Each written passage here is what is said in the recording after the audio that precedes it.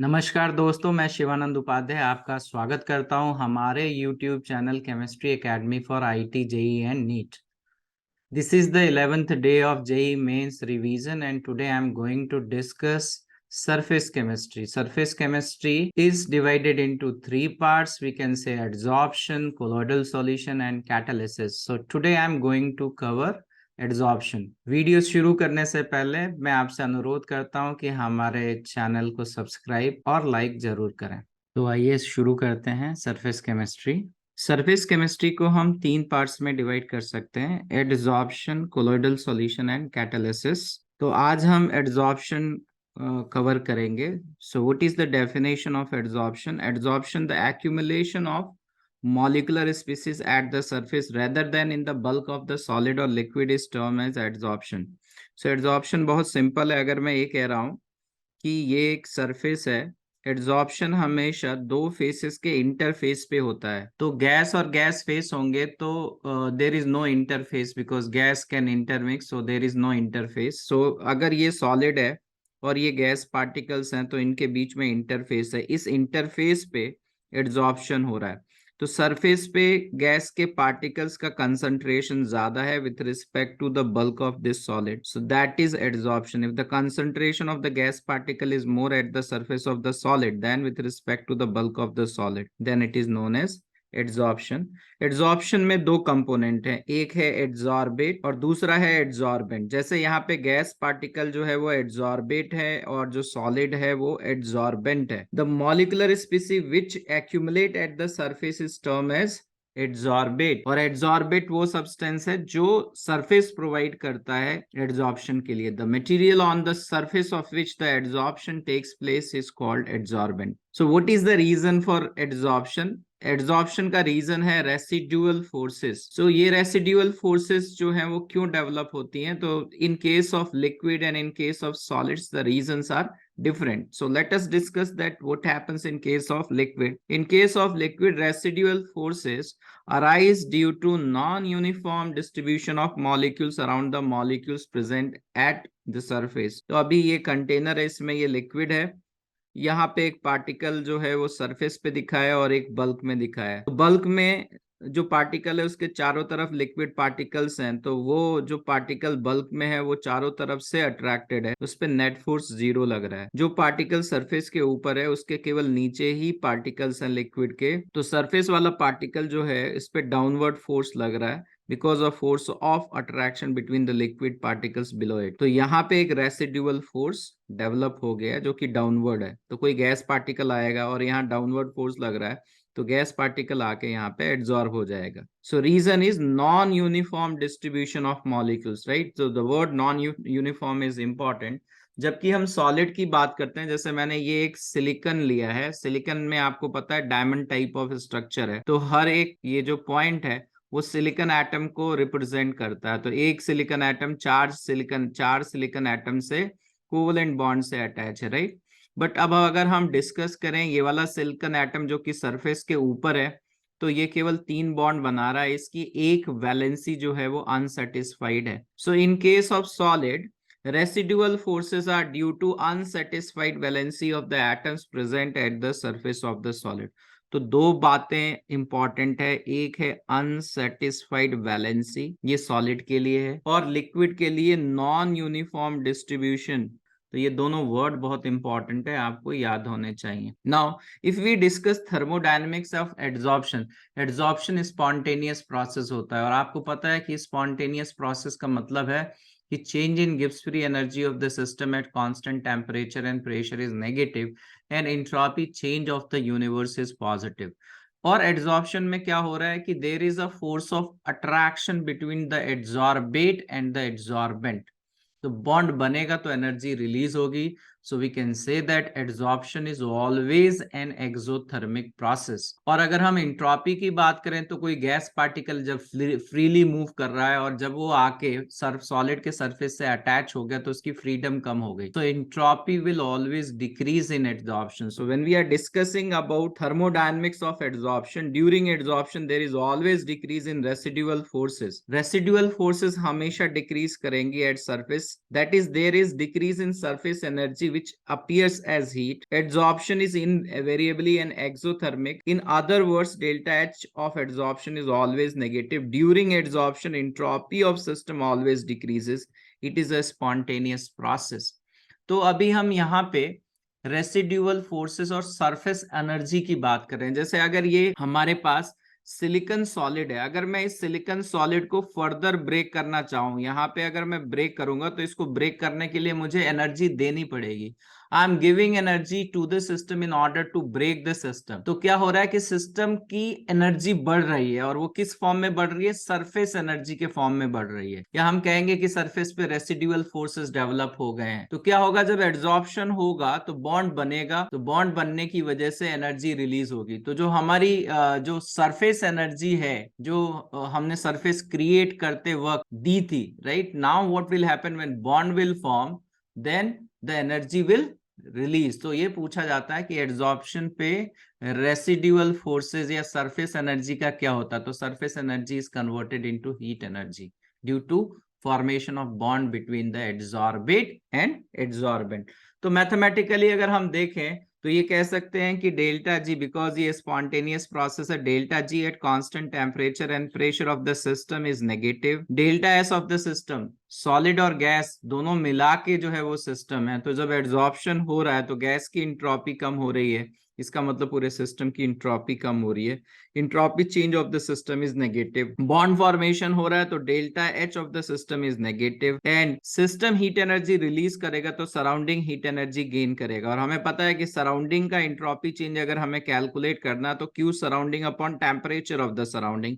If Q surrounding is positive, it means that entropy change of the surrounding is going to increase. और हम ये भी कह सकते हैं, क्योंकि ओवरऑल प्रोसेस में इंट्रोपी चेंज पॉजिटिव है, तो हम ये कह सकते हैं कि एड्सॉर्प्शन में सराउंडिंग की इंट्रोपी चेंज सिस्टम की इंट्रोपी डिक्रीज से मैग्नीट्यूड में ज्यादा, इसलिए overall entropy of universe is going to increase. हम ये फॉर्मूला यूज करते हैं, delta G is equal to delta H minus T delta S when the temperature is constant. अब ये स्पॉन्टेनियस प्रोसेस है, डेल्टा एच की वैल्यू नेगेटिव है, T delta S की वैल्यू पॉजिटिव है, because delta S is negative, right. तो ये value negative, ये वैल्यू पॉजिटिव। तो जब नेट वैल्यू नेगेटिव है, इसका मतलब magnitude of delta H of the system is greater than magnitude of T delta S of the system. और हमने पढ़ा है थर्मोडायनेमिक्स में फॉर स्पॉन्टेनिटी की एंडोथर्मिक प्रोसेसेस जो होते हैं वो एंट्रोपी ड्रिवन होते हैं, और exothermic processes are enthalpy driven. Adsorption is an exothermic process, so it is enthalpy driven process. अगर एड्सॉर्प्शन और डीसॉर्प्शन में ये सॉलिड और ये गैस है, तो there is an equilibrium between rate of adsorption and rate of desorption. At equilibrium we can say that delta G of the system is equal to 0, means delta H adsorption is equal to T delta S adsorption. Now ये तीन terms हैं जिसका difference बहुत simple है, हमें ये समझ में आना चाहिए और केयरफुल भी होना चाहिए। एड्सॉर्प्शन, एड्सॉर्प्शन जो है वो सरफेस फेनोमेना है। ये अगर सॉलिड सरफेस है और इस सॉलिड सरफेस पे मॉलिक्यूल्स आके एड्सॉर्ब हो गए, सरफेस पे हैं, बल्क में नहीं है सॉलिड के, तो ये एड्सॉर्प्शन है। It is a surface phenomena. Rate of adsorption is rapid in the beginning and it's rate slowly decreases. It is very logical कि पहले सारी साइड्स यहाँ पे खाली थी, तो जब गैस पार्टिकल्स आएंगे, सारी साइड्स खाली हैं, तो गैस के पार्टिकल्स आएंगे और एड्सॉर्ब होंगे, तो इनिशियली रेट ऑफ एड्सॉर्प्शन ज्यादा होगा, लेकिन टाइम के साथ the sites which are unoccupied, खाली जगह बहुत कम बचेगी, तो गैस पार्टिकल्स आप भेजोगे तो सारे गैस पार्टिकल्स एड्सॉर्ब नहीं होंगे, तो initially the rate of adsorption will be more and with time it is going to decrease. When we are discussing about absorption, absorption जो है वो बल्क फेनोमेना है, सरफेस फेनोमेना नहीं है। जैसे अगर मैं एनहाइड्रस कैल्शियम क्लोराइड की बात करूं और वाटर मॉलिक्यूल इसके अंदर एब्सॉर्ब होंगे, इसका मतलब ये है कि ये वाटर मॉलिक्यूल यूनिफॉर्मली डिस्ट्रीब्यूटेड होंगे, पूरे जहां तक एब्सॉर्प्शन हुआ है वहां तक वाटर मॉलिक्यूल का डिस्ट्रीब्यूशन यूनिफॉर्म होगा, और ये अंदर है, सिस्टम के अंदर है। So it is a bulk phenomena, it takes place at uniform rate. ऐसा नहीं होगा कि पहले रेट ऑफ एब्सॉर्प्शन ज्यादा होगा और बाद में उसका रेट कम हो जाएगा। It whenever it is taking, it takes place at a constant rate, uniform rate से होगा, ठीक है। और हर जगह जो वाटर मॉलिक्यूल है उनका डिस्ट्रीब्यूशन यूनिफॉर्म होगा, राइट। जब हम एब्जॉर्प्शन की बात करते हैं, कई बार ऐसा होता है कि एब्जॉर्प्शन भी हो रहा होता है और एब्जॉर्प्शन भी हो रहा होता है, तो हम उसको कहते हैं एब्जॉर्प्शन। जैसे अगर मैंने एनहाइड्रस कैल्शियम क्लोराइड लिया और according to the definition of absorption, इस सॉलिड के अंदर वाटर मॉलिक्यूल्स, अगर मैंने ये कहा कि ये एनहाइड्रस कैल्शियम क्लोराइड है और ये वाटर मॉलिक्यूल है, तो अगर वाटर मॉलिक्यूल का कंसंट्रेशन सरफेस पे ज्यादा है विथ रिस्पेक्ट टू बल्क, तो मैं कहूंगा कि ये एड्सॉर्ब हुए हैं। और बल्क में जो वाटर मॉलिक्यूल हैं, अगर वो यूनिफॉर्मली डिस्ट्रीब्यूटेड हैं थ्रू आउट द बल्क, जहां तक भी एब्जॉर्प्शन हुआ है, एब्जॉर्प्शन जहां तक हुआ है वहां तक यूनिफॉर्मली डिस्ट्रीब्यूटेड है, तो ये हो गया एब्जॉर्प्शन। तो कई बार एड्सॉर्प्शन और एब्जॉर्प्शन एक साथ होता है, तब हम उसको कहते हैं एब्जॉर्प्शन। ये एनसीईआरटी में दे रखा है और ये बहुत ही सिंपल है समझने के लिए। हमारे पास इंक, ब्लू इंक है और इसमें हम चौक को ऐड कर रहे हैं। On adding Chowk into this blue ink and then removing the chalk, तो ये हमने चौक बाहर निकाला। पहले हमने कुछ समय के लिए चौक को इस इंक सॉल्यूशन, इंक के अंदर रखा और फिर उसको रिमूव किया। और रिमूव करके अगर हम चौक को ब्रेक करेंगे तो हमें क्या मिलेगा? केवल सरफेस पे ही इंक एड्सॉर्ब हुई है, ब्लू इंक एड्सॉर्ब हुई है, राइट? तो सरफेस फिनोमिना हो गया। और इंक के अंदर मैक्सिमम वाटर है, वाटर और ऑर्गेनिक डाई की वजह से इंक बना है, तो वाटर जो है वो एब्जॉर्ब होगा। तो एब्जॉर्प्शन वाटर का जो है वो यूनिफॉर्म रेट से होगा। और अगर हम चौक को ब्रेक करेंगे तो अंदर वाला पार्ट हमें गीला दिखाई देगा। It is wet and the wet part is because of absorption of water, right? तो यहाँ दोनों का एग्जाम्पल है, एड्सॉर्प्शन भी हो रहा है, एब्जॉर्प्शन भी हो रहा है। एब्जॉर्प्शन वाटर का हो रहा है और एड्सॉर्प्शन इंक का हो रहा है। एड्सॉर्प्शन सरफेस फेनोमेना है और एब्जॉर्प्शन बल्क फेनोमेना है, राइट?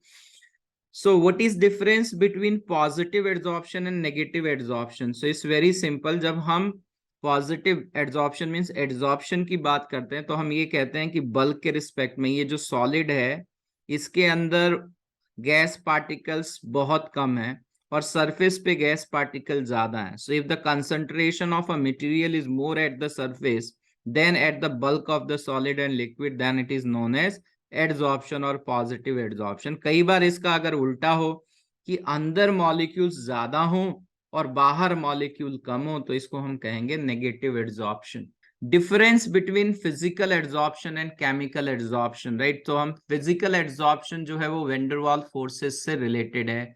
हम जानते हैं कि दो मॉलिक्यूल्स के बीच में जो फोर्स ऑफ अट्रैक्शन होता है उसको हम कहते हैं वैन डर वाल्स फोर्सेस। और वैन डर वाल्स फोर्सेस हर स्टेट में वर्क करता है, चाहे वो सॉलिड स्टेट हो, लिक्विड स्टेट हो, गैसियस स्टेट हो। सो फिजिकल एड्सॉर्प्शन की जब हम बात करते हैं, so there is a weak van der Waals force of attraction between the adsorbate and the adsorbent। और वीक फोर्स ऑफ अट्रैक्शन की वजह से जो बॉन्ड बनेगा उसमें एनर्जी कम रिलीज होगी। सो the value you should remember, heat of adsorption is -20 to -40 kilojoule per mole। Minus means it is an exothermic process और kilojoule per मोल का मतलब यह है कि when 1 mole of gas particles will be absorbed on the surface, so whatever the heat energy liberated is known as heat of adsorption। because हमने thermochemistry में पढ़ा है कि हर डेफिनेशन में heat of combustion, heat of solution, 1 mole is related। so here 1 mole of gas molecules will adsorb, so whatever the heat energy liberated is -20 to -40। minus sign is indicating that it is an exothermic process। जबकि हम chemical adsorption की बात करते हैं तो adsorbate और adsorbent के बीच में केमिकल बॉन्ड बनता है। और केमिकल बॉन्ड जो है वो आयनिक बॉन्ड भी हो सकता है, केमिकल बॉन्ड कोवलेंट बॉन्ड भी हो सकता है। तो इन केमिजॉर्प्शन की, हम केमी एड्सॉर्प्शन या केमिकल एड्सॉर्प्शन की बात करें, there is a strong chemical bond between adsorbate and adsorbent, and strong bond होने की वजह से जो एनर्जी रिलीज होगी वो ज्यादा होगी। So delta H adsorption is -80 to 240 kilojoule per मोल। ये डेटा आपको याद होना चाहिए, दोनों वैल्यूज बहुत इंपॉर्टेंट है, right? -20 to 40 and -80 to 240 kilojoule per mole. Physical adsorption is reversible in nature, this is important, right? क्या हो रहा है कि एक सॉलिड है, उस सॉलिड पे गैस का पार्टिकल आके एड्सॉर्ब हो गया और weak van der Waals force है।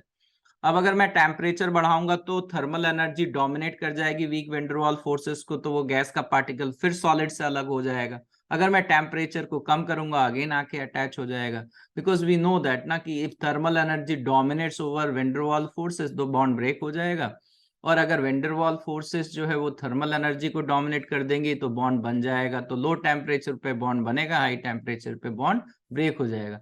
तो ये प्रोसेस बार बार रिपीट हो सकता है, तो इसमें एड्सॉर्बेट और एड्सॉर्बेंट को हम रिसाइकिल कर सकते हैं, we can use it again and again.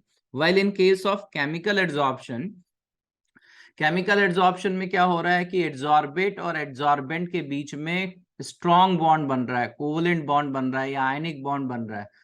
तो जब हम जैसे डिस्कस करते हैं कि निकल है और ऑक्सीजन है और दोनों कंबाइन होकर निकल ऑक्साइड फॉर्म कर रहे हैं, तो now if I will heat that, it is not necessary that whatever the initial nickel was there and oxygen was there, we are not going to get the same product. तो इसको हम recycle नहीं कर सकते।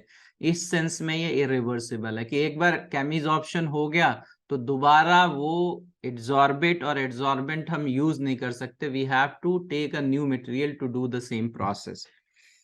Third point is it takes place at low temperature and always decrease with increase in temperature. इसमें ज्यादा समझाना नहीं, हमें पता है कि वेंडरवाल फोर्सेस है, लो टेम्परेचर पे van der Waals forces will dominate over thermal energy, तो बॉन्ड बनेगा, और जैसे हम टेम्परेचर बढ़ाएंगे तो वो बॉन्ड ब्रेक होगा। इसलिए अगर हम फिजिक्स ऑप्शन की बात करते हैं तो टेम्परेचर बढ़ाने पे ये लगातार डिक्रीज करता है, राइट। जबकि केमिज ऑप्शन में क्या हो रहा है, केमिकल बॉन्ड बन रहा है, तो केमिकल बॉन्ड बनने के लिए हमें पहले पुराने बॉन्ड को तोड़ना पड़ेगा। जैसे निकल मेटल है, उस पे नाइट्रोजन गैस को एब्जॉर्ब कराना है, तो नाइट्रोजन गैस में नाइट्रोजन ट्रिपल बॉन्ड नाइट्रोजन है, तो पहले हमें नाइट्रोजन ट्रिपल बॉन्ड नाइट्रोजन को ब्रेक करना पड़ेगा। या हाइड्रोजन मॉलिक्यूल निकल पे एब्जॉर्ब हो रहा है तो हमें हाइड्रोजन हाइड्रोजन बॉन्ड को ब्रेक करना पड़ेगा। तो in order to break that bond पहले हमें टेम्परेचर बढ़ाना पड़ेगा, जब वो बॉन्ड ब्रेक होगा उसके बाद एड्सॉर्प्शन होगा, right. So here it takes place at relatively higher temperature and on increasing temperature it will first increase and then decrease। तो ये x by m, यहाँ x जो है mass of the gas absorbed है और m is mass of adsorbent है। तो अगर हमारा एड्सॉर्बेट गैस है और एड्सॉर्बेंट सॉलिड है तो this is mass of solid and this is mass of gas. So x by m versus temperature, in case of chemisoption it is going to first increase and then it is going to decrease, while in physicsoption on increasing temperature it is continuously decreasing। तो ये physicsoption और chemisoption के बीच का difference है। आगे बढ़ते हैं। Fourth point, no appreciable activation energy is needed, right. यहाँ पे कोई एक्टिवेशन एनर्जी का मतलब ये है कि हमें कोई हीट वीट करने की जरूरत नहीं है ना, लो टेम्परेचर पे अपने आप ही हो जाएगा, no need of appreciable activation energy. While here हमें हीट करने की जरूरत होगी, हमें एनर्जी देने की जरूरत होगी ताकि पुराने बॉन्ड ब्रेक करें। So appreciable activation energy is required in case of chemisorption. Fifth point, it may be monolayer और multilayer, it is non specific in nature. तो अब ये मुझे समझाना है कि ये मोनोलेयर और मल्टीलेयर कैसे हो सकता है। तो जैसे ये सॉलिड है और ये गैस है और सॉलिड और गैस के बीच में week van der Waals force of attraction है लो टेम्परेचर पे, ये गैस के पार्टिकल इस सॉलिड के सरफेस पे आके अटैच हो गए। अब ये मोनोलेयर है, ठीक है।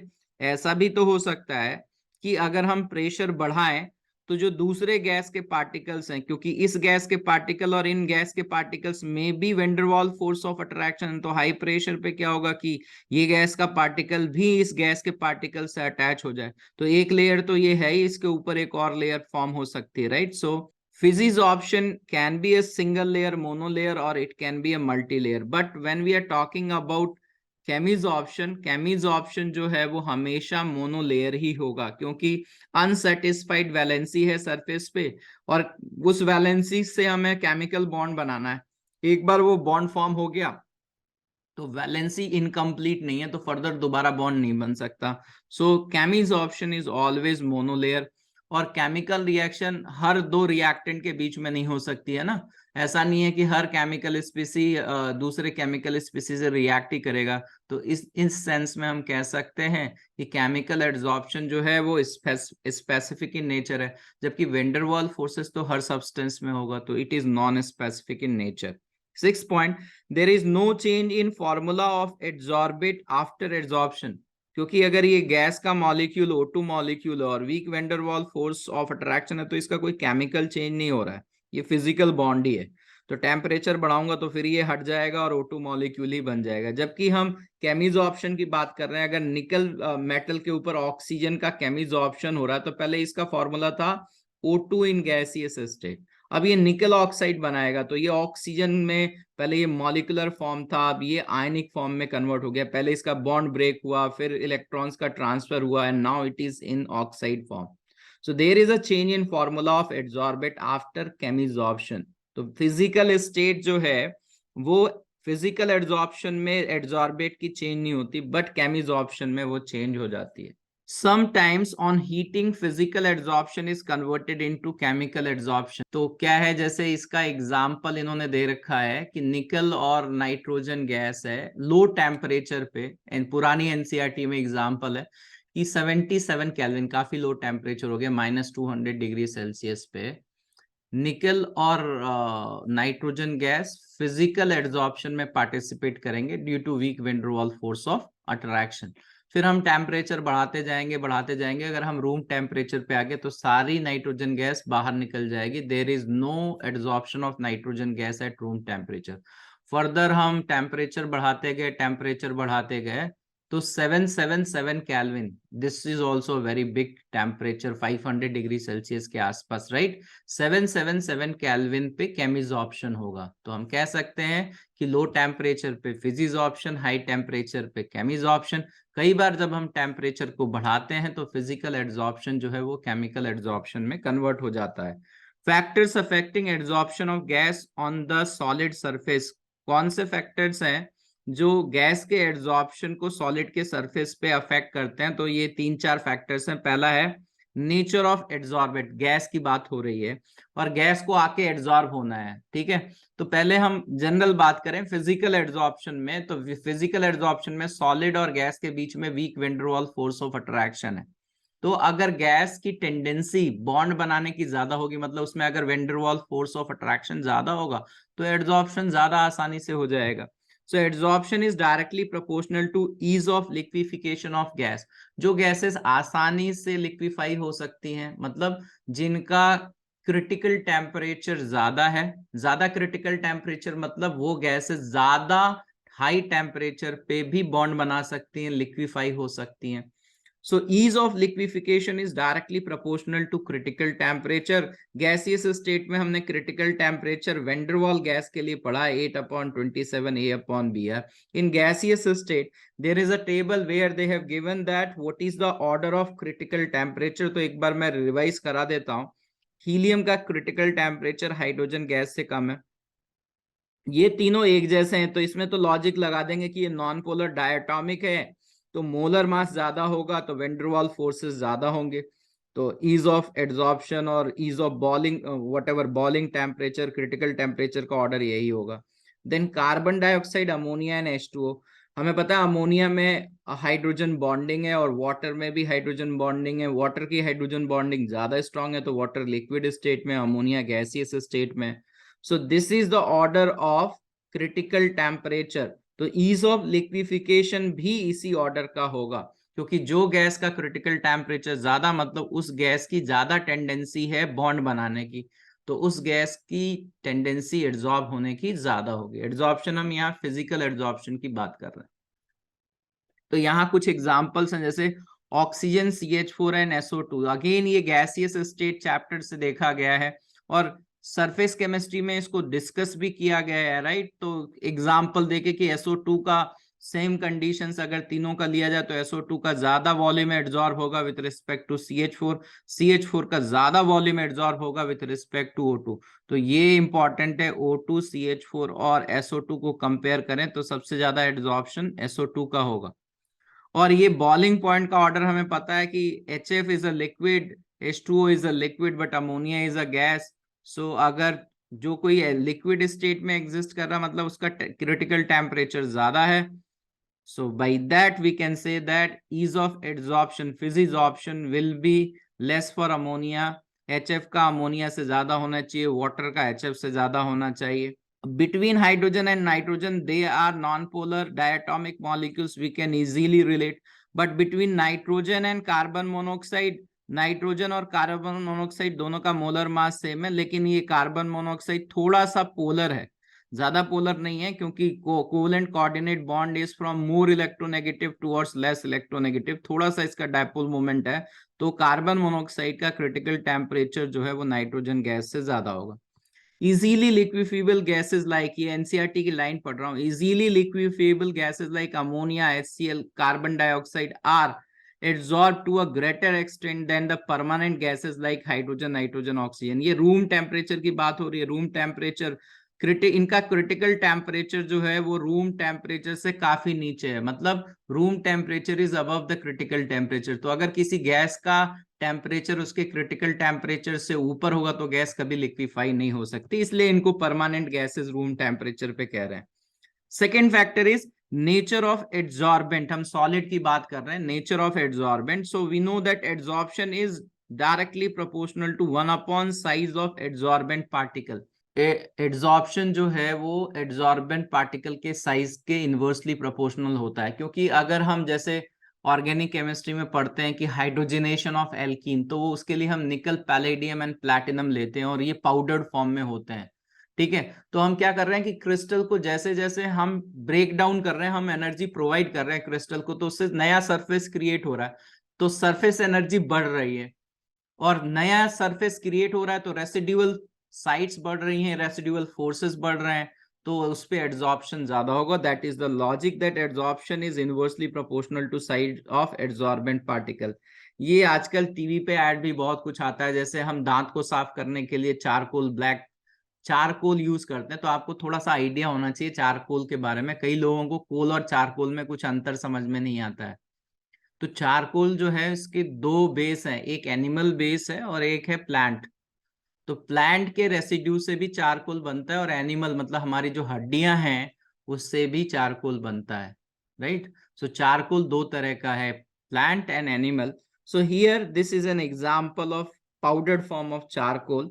Most common adsorbent are activated carbon, ये एक्टिवेटेड कार्बन ही है, चारकोल का मतलब it is carbon only. Metal oxide, जैसे सिलिका जेल हम यूज करते हैं वाटर वेपर्स को एड्सॉर्ब करने के लिए, ह्यूमिडिटी को कम करने के लिए हम सिलिका जेल यूज करते हैं। अगर कोई भी आप इलेक्ट्रॉनिक्स का सामान खरीदो या कोई वाटर बॉटल खरीदो, कोई भी नया सामान खरीदते हो, तो उसमें एक पॉलिथीन आती है जिसमें बीड्स बनी रहती है ना, तो वो सिलिका जेल है। सो एल्यूमिना और silica gel and clay, clay is 3 dimensional silicate, जैसे जियोलाइट और clay, they are 3 dimensional silicate and they have pores, right? So because of their pores they can use as adsorbent। when charcoal is heated between 300 to 1000 degree Celsius, अब मैं ये discuss कर रहा हूं कि difference क्या है चारकोल और कोल में, क्योंकि जब हम ब्लास्ट फर्नेस की बात करते हैं, जब हम मेटलर्जी की बात करते हैं, तो हम चारकोल यूज करते हैं, क्योंकि ब्लास्ट फर्नेस की हाइट जो है वो काफी होती है। ठीक है, 2 स्टोरी 3 स्टोरी बिल्डिंग की तरह वो हाइट होती है, और हम ऊपर से चार्जिंग करते हैं, ऊपर से हम चारकोल ऐड करते हैं। तो अगर ये नॉर्मल कोल होगा तो क्या होगा कि जब हम उसको ऊपर से ऐड करेंगे तो कोलिजन की वजह से वो क्रश्ड हो जाएगा और वो पाउडर फॉर्म में क्रिएट हो जाएगा, और नीचे से हम एयर ब्लो करते हैं, तो उस एयर की वजह से जो है वो पूरा ब्लास्ट फर्नेस से बाहर निकल जाएगा और पॉल्यूशन क्रिएट हो जाएगा। इसलिए जब हम चारकोल की बात कर रहे हैं तो चारकोल जो है वो एक तरह का कोल है जिसकी स्पेशल हीट ट्रीटमेंट हुई है, जिसकी मैकेनिकल स्ट्रेंथ ज्यादा होना चाहिए, ऊपर से गिरने पे वो टूटना नहीं चाहिए। मैकेनिकल स्ट्रेंथ के अलावा जब हम ये हीट ट्रीटमेंट करेंगे, हीट ट्रीटमेंट क्या है, when charcoal is heated between 300 to 1000 degree Celsius the volatile impurities like iodine, sulfur, phosphorus come out, क्योंकि ये सारे के सारे मॉलिक्यूलर सॉलिड हैं, आयोडीन, सल्फर, फॉस्फोरस, तो इनका sublimation temperature कम होगा, so come out and hence the surface area of charcoal increases, this is known as activated charcoal। तो मैं एक एग्जांपल आपको समझा रहा हूं, जैसे पुराने जो लोग हैं वो शुगर, जो लोग वेजिटेरियन में उनकी बात कर रहा हूँ, नॉन वेजिटेरियन की बात नहीं कर रहा हूँ। तो पुराने, अब तो उनकी संख्या बहुत कम हो गई, लेकिन पुराने लोग जो गांव में रहते थे वो गुड़ खाते थे, चीनी नहीं खाते थे, क्योंकि उनको पता था कि चीनी बनाने के लिए हम एनिमल्स की बोन को यूज करते हैं। Animals bones are also charcoal. तो उन बोन्स का जब हम हीट ट्रीटमेंट करते हैं तो बोन के अंदर से, हमारे पता ही है कि कैल्शियम फॉस्फेट वगैरह से बनी हुई है, तो जब हम हीट करते हैं तो कैल्शियम, सल्फर, आयोडीन बोन से निकल जाते हैं। तो जब ये गैस पार्टिकल के फॉर्म में निकलते हैं बोन से, तो अंदर ही अंदर बहुत सारा पोर्स क्रिएट करते हैं, जिसकी वजह से सरफेस एरिया बढ़ जाता है और एड्सॉर्प्शन कैपेसिटी बढ़ जाती है। तो this is purification of sugar cane solution. जो हम शुगर केन मतलब कि हम जो शुगर केन से शुगर का लिक्विड निकालते हैं, उसका हम प्यूरिफिकेशन करते हैं। प्यूरिफिकेशन के लिए हम ये चारकोल यूज करते हैं, that is animals bone use करते हैं। It is also observed that preferentially adsorbable adsorbent can displace a weakly adsorbed substance from the surface of an adsorbent. ये आप जब सरफेस केमिस्ट्री पढ़ रहे हो और इसको कोऑर्डिनेशन से कंपेयर करो, जैसे आपको पता है कि निकल है, आयरन है, मैं कुछ यहाँ एग्जाम्पल बोल रहा हूँ, आयरन, निकल, कोबाल्ट, क्रोमियम, मैग्नीज, ये सारे एग्जाम्पल्स कार्बोनिल के जो है आपकी एनसीईआरटी में दे रखे हैं। ये सारे के सारे ट्रांजिशन एलिमेंट्स है, right, these are transition element. तो क्या होता है कि carbon monoxide is a very good ligand, तो ट्रांजिशन एलिमेंट्स के साथ वो आसानी से केमिकल बॉन्ड बना सकता है, इसलिए। और हमें पता है कि हाइड्रोजन, ऑक्सीजन, नाइट्रोजन भी लीगेंड की तरह वर्क करते हैं, लेकिन ज्यादा स्ट्रॉन्ग लिगेंड कौन है? कार्बन मोनोऑक्साइड है। तो ऐसा हो सकता है कि कार्बन मोनोऑक्साइड जो है वो हाइड्रोजन, ऑक्सीजन, नाइट्रोजन को डिस्प्लेस कर दे on the surface of transition metals. तो उसी बात को डिस्कस किया गया है। या हम एक क्वेश्चन ये भी है कि हम जो है सिलिका जेल ही क्यों यूज करते हैं वाटर को एब्जॉर्ब करने के लिए? तो उसका रीजन है कि सिलिका SiO2 पोलर नेचर है। SiO2 सिलिकॉन और ऑक्सीजन के बीच में इलेक्ट्रोनेगेटिविटी डिफरेंस है, it is polar in nature, और वाटर भी पोलर इन नेचर है, तो it is dipole, dipole of force of attraction. So this is silica gel, SiO2 is polar and water is also polar and hence water will absorb on the silica gel. दूसरा हम use करते हैं, जैसे मैंने अभी आपको बताया कि शुगर को, शुगर में ऑर्गेनिक कंपाउंड्स होते हैं, उनको प्यूरिफाई, इम्प्योरिटी के फॉर्म में उनको प्यूरिफाई करने के लिए हम एक्टिवेटेड चारकोल का यूज करते हैं। तो वही पॉइंट है, चारकोल कार्बन का बना, मतलब it is non polar in nature. So charcoal is non polar, therefore organic molecules like acetic acid or oxalic acid is adsorbed on charcoal surface from aqueous solution। इस पे based हम numerical भी solve करते हैं, right. तो generally organic compounds are non polar and charcoal is non polar, so charcoal is used to adsorb non polar substances from aqueous solution। Third point अभी मैंने आपको समझाया कि carbon monoxide gas is a better ligand than oxygen and nitrogen, therefore carbon monoxide can displace oxygen and nitrogen gas absorb on the transition element like iron, cobalt, nickel, right? So these are the examples given in NCERT. You know better about that. Next point is gases such like hydrogen, oxygen, nitrogen, carbon monoxide are adsorbed by transition metal like nickel and cobalt. This is because they can act like a ligand and there is chemisorption, right? So because of that their absorption is possible. Physisorption तो होगा ही, लेकिन ये chemisorption में भी participate कर सकते हैं। Third factor है प्रेशर। तो हम यहाँ पे ये एक्सपेरिमेंटल ग्राफ है, इसको आइसोथर्म कह रहे हैं कि टेम्परेचर कांस्टेंट टेम्परेचर पे हम प्रेशर बढ़ाएंगे तो एड्सॉर्प्शन पे क्या फर्क पड़ेगा। यहाँ x है mass of the gas adsorbed and m is the mass of the adsorbent, so x by m is the mass of gas adsorbed per gram of the adsorbent. So on increasing pressure, physical as well as chemical adsorption both will increase, but the rate of adsorption will decrease with increase in pressure. ये बहुत common sense की बात है कि शुरू में सारी sides खाली हैं और हम प्रेशर बढ़ा रहे हैं तो गैस के मॉलिक्यूल्स आएंगे और एड्सॉर्ब होंगे, लेकिन जैसे जैसे हम प्रेशर बढ़ाते जाएंगे the number of vacant sites are going to decrease. अगर हम वैकेंट साइट्स डिक्रीज हो जाएंगी तो रेट ऑफ एड्सॉर्प्शन डिक्रीज हो जाएगा। तो इसलिए ये जो ग्राफ है ये प्रेशर एक्सिस की तरफ ज्यादा टिल्टेड है। प्रेशर में चेंज ज्यादा होगा लेकिन एड्सॉर्प्शन में चेंज कम होगा। So rate of adsorption with pressure, ठीक है, प्रेशर में चेंज ज्यादा होगा और एड्सॉर्प्शन में चेंज कम होगा। So based on that there is a graph and this graph is related to physical adsorption, right? physisorption से related है। तीन अलग अलग टेम्परेचर पे ये आइसोथर्म बने हुए हैं। So x by m versus p, यहाँ गैस भी सेम है, एड्सॉर्बेंट भी सेम है, gas same, adsorbent same, right, but 3 different temperatures पे हमने ये एक्सपेरिमेंट किया। और हम अगर प्रेशर को फिक्स कर दें और कंपेयर करें तो हमें ये दिख रहा है कि T3 टेम्परेचर पे जो है वो एड्सॉर्प्शन कम है, T2 पे उससे ज्यादा है और T1 पे सबसे ज्यादा है। मतलब हमें पता है फिजिकल एड्सॉर्प्शन लो टेम्परेचर पे ज्यादा होगा because van der Waals forces will overcome thermal energy. तो T1 is less than T2 is less than T3, so very simple, you can relate it. Fourth point है टेम्परेचर। अगर कुछ भी मेंशन ना हो फिजिकल और केमिकल एड्सॉर्प्शन, तो अभी आपने पढ़ा है कि एड्सॉर्प्शन जो होता है वो एक्सोथर्मिक प्रोसेस होता है, और आपने पढ़ा है कि एक्सोथर्मिक प्रोसेस में टेम्परेचर बढ़ाने पे rate of reaction backward direction में जाती है। तो आप कह सकते हो कुछ भी मेंशन नहीं हुए और पूछा जाए कि टेम्परेचर बढ़ाने पे क्या होगा, तो आप कह सकते हो टेम्परेचर बढ़ाने पे एड्सॉर्प्शन कम होगा। अब अगर स्पेसिफिक बात करें कि फिजिक्स ऑप्शन में क्या होगा, so on increasing temperature, in case of physics option adsorption is always going to decrease, in case of chemis option it will first increase and then decrease। तो ये हमने ग्राफ पहले ही डिस्कस कर लिया है। in case of chemical adsorption, as the temperature increases the molecule of the adsorbate gain energy and become equal to activation energy, so that proper bonds are formed with the adsorbent molecule, and it further decreases due to breaking of chemical bond between the adsorbate and adsorbent molecule। जैसे मैं ये कह रहा था कि निकल के ऊपर नाइट्रोजन गैस को एड्सॉर्ब कराना है, तो पहले हम टेम्परेचर इसलिए बढ़ा रहे हैं क्योंकि नाइट्रोजन और नाइट्रोजन का बॉन्ड ब्रेक हो जाए। एक बार वो बॉन्ड ब्रेक हो गया तो केमीज ऑप्शन हो जाएगा।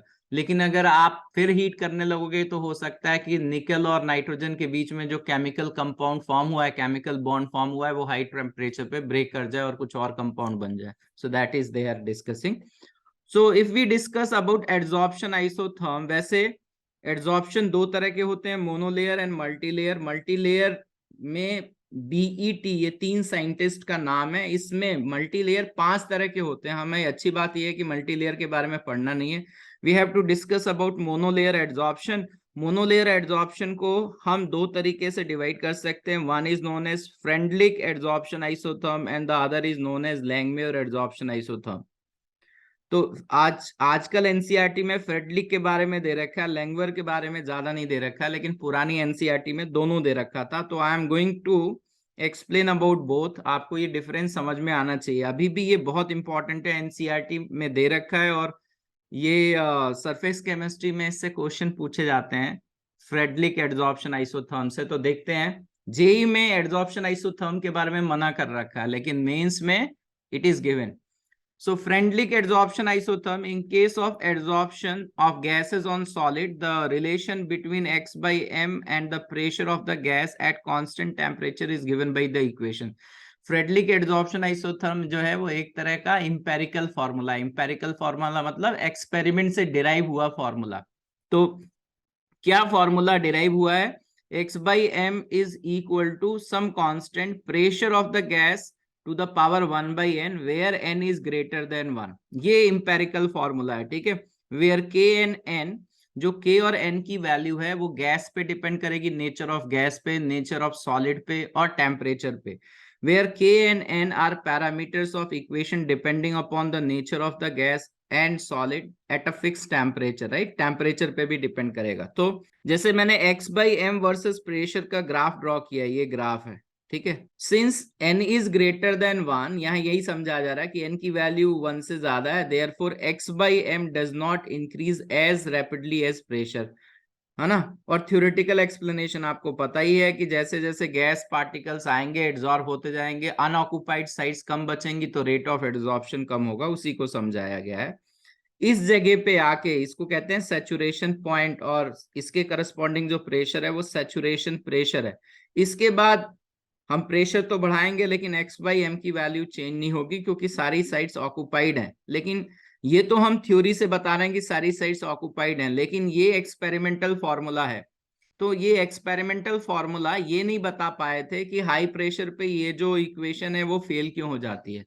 सो लैंगवेयर फ्रेंडलिक एड्सॉर्प्शन आइसोथर्म में एक क्वेश्चन पूछा जाता है कि व्हाई इट फेल्स, राइट। तो it fails at higher pressure, और ये समझ में लोगों को नहीं आता क्योंकि वो थ्योरी को मिक्स करते हैं। It is experimental.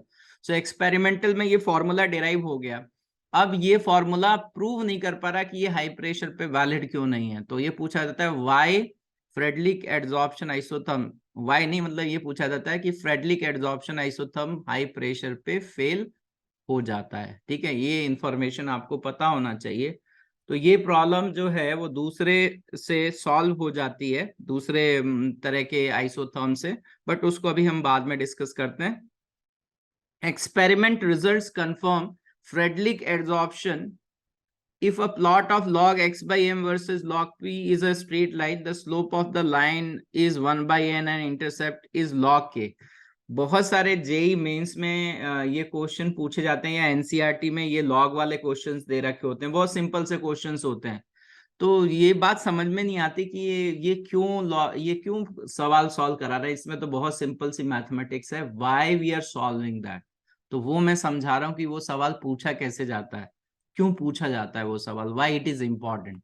हमें ये एक्सपेरिमेंटल फॉर्मूला है, ठीक है, ये इंपेरिकल फॉर्मूला है, हमें कैसे पता चलेगा कि ये वैलिड है।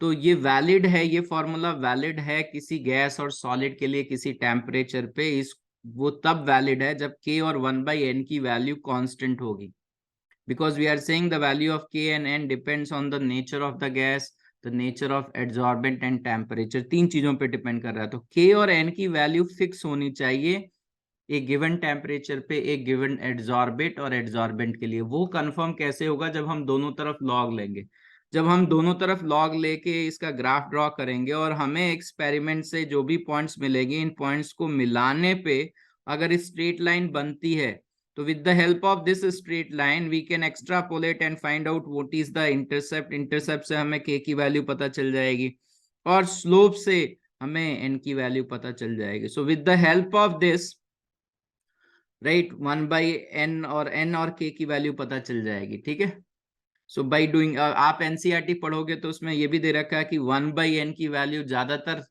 केसेस में 0.1 से 0.5 के बीच में लाई करती है। ठीक है, most of the time it lies between 0.1 to 0.5।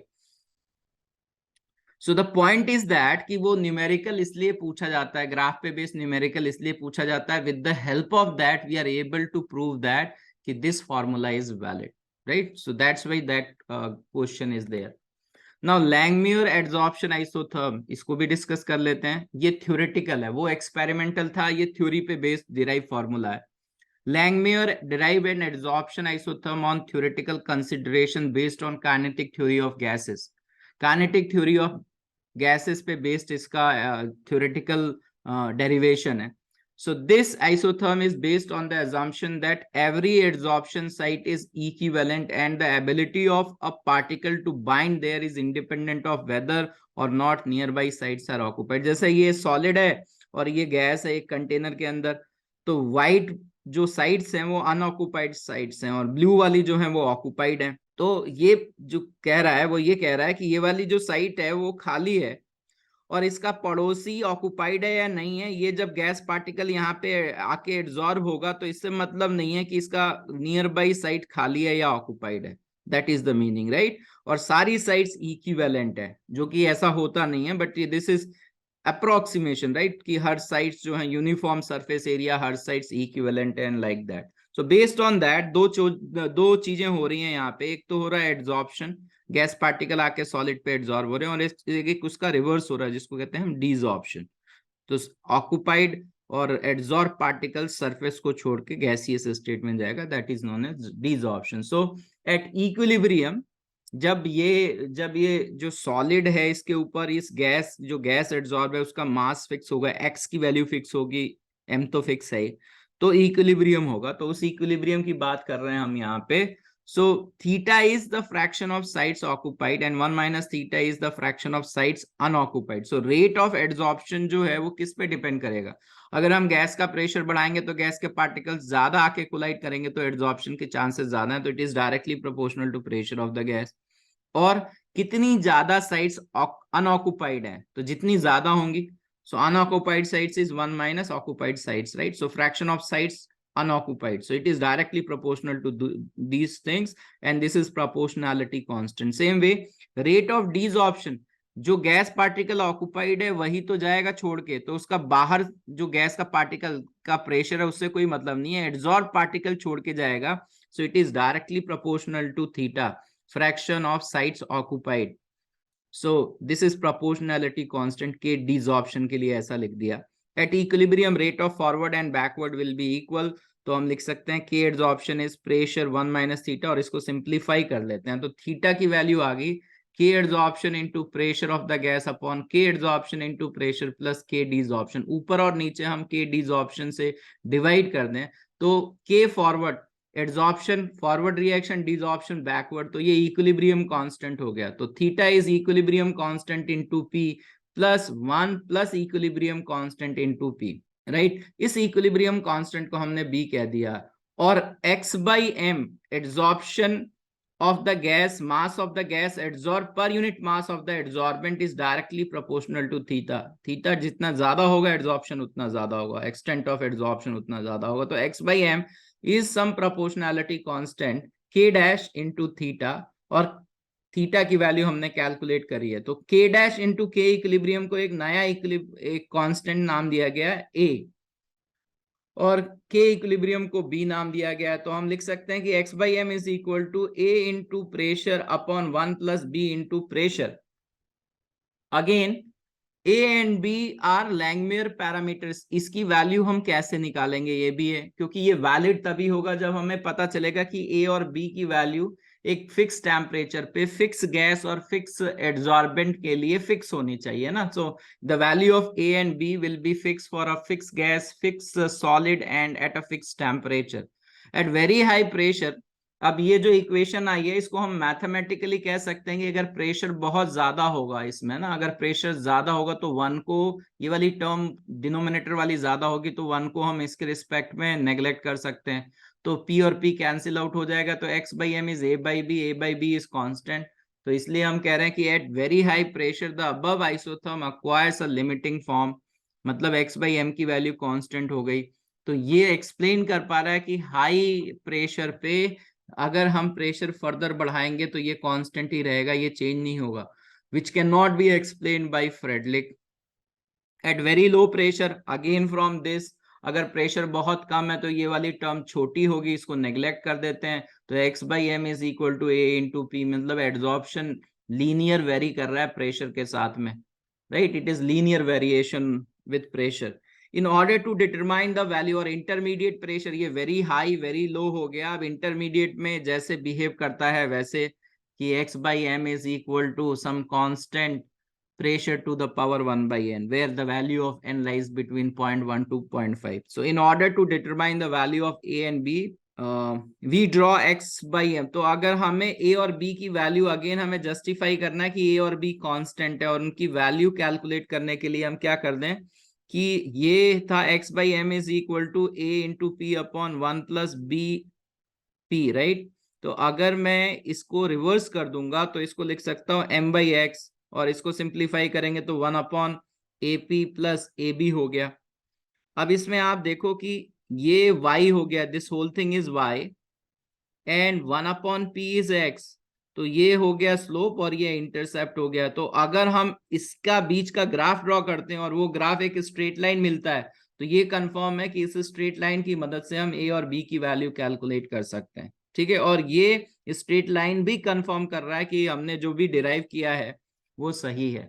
This is confirming that what we have derived is correct. Adsorption from solution, जैसे हमने कहा कि गैस जो है वो सॉलिड के सरफेस पे जाके एड्सॉर्ब होगी, वैसे ही हम मतलब इंडस्ट्री में बहुत जगह यूज करते हैं। एक सिंपल सा एग्जांपल, हम शुगर की बात कर रहे हैं, राइट, बट बहुत जगह इंडस्ट्री में हम प्यूरिफिकेशन चीजों का करते हैं, वहां पे एड्सॉर्प्शन का कॉन्सेप्ट यूज होता है। तो उसकी अगर हम बात करें तो adsorption from solution, Freundlich adsorption and Langmuir adsorption isotherm have been found to be applicable in adsorption from solution also। जैसे अगर ऑक्जेलिक एसिड को हमें एक्वस मीडियम से निकालना है या एसिटिक एसिड को एक्वस मीडियम से निकालना है, तो हम जो फॉर्मूले फ्रेडलिक एड्सॉर्प्शन और Langmuir adsorption gas on solid के लिए थे वही इनके लिए भी वैलिड होंगे।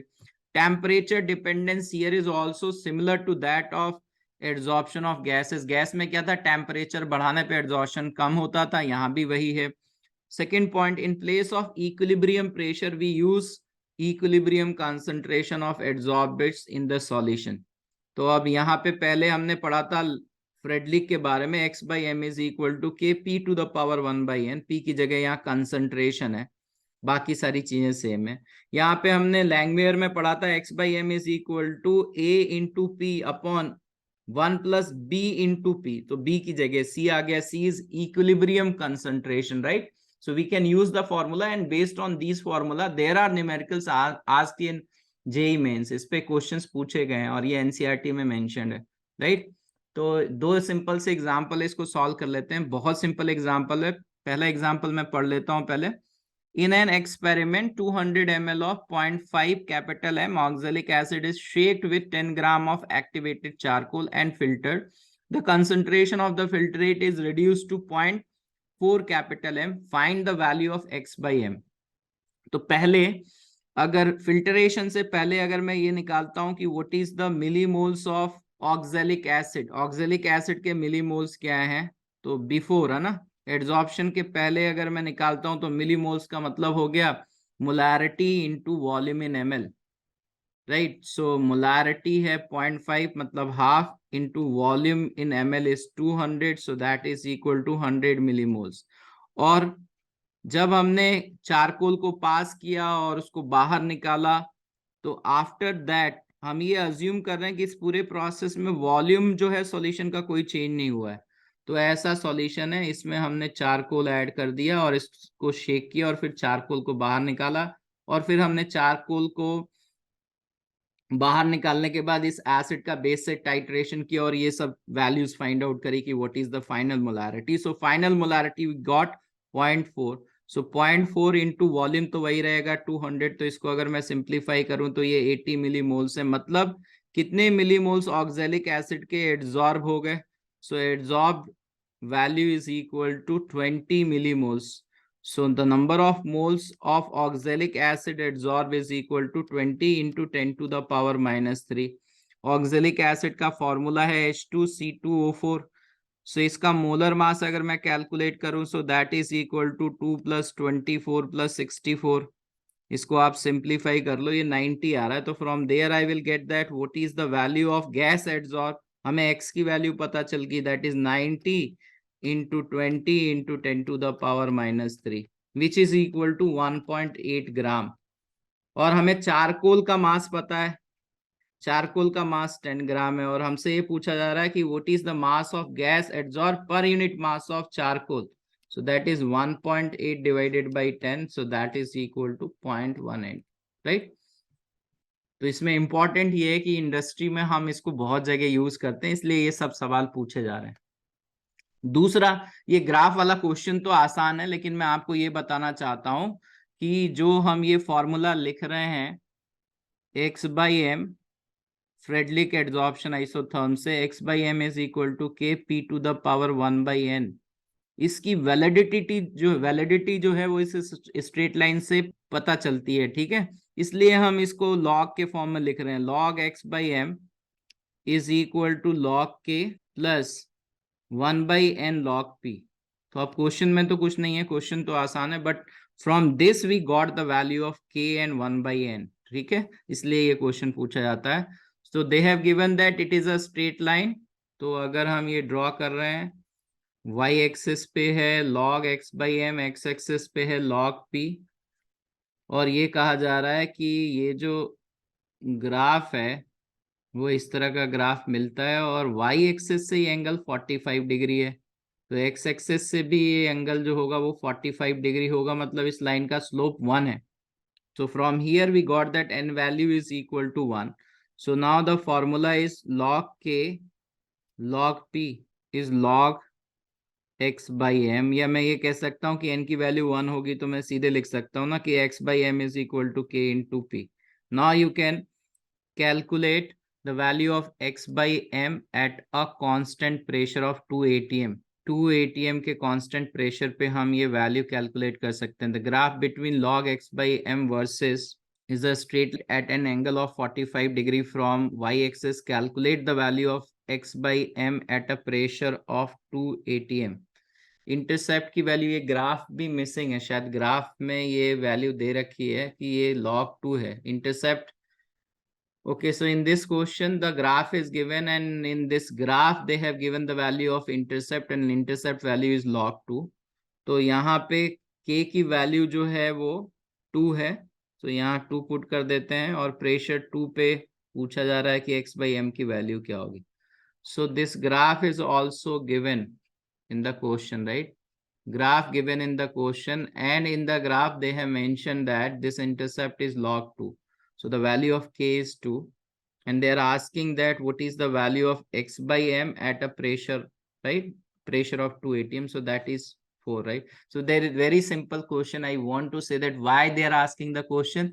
They are asking the question because this formula is correct or not, or the value of k and 1 by n is obtained by using this graph, right?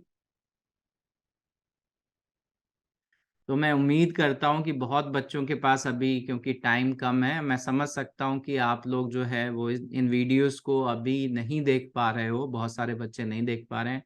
Definitely अगर exam इतना पास है और जो लोग सीरियसली तैयारी कर रहे हैं तो उनके पास टाइम नहीं होगा.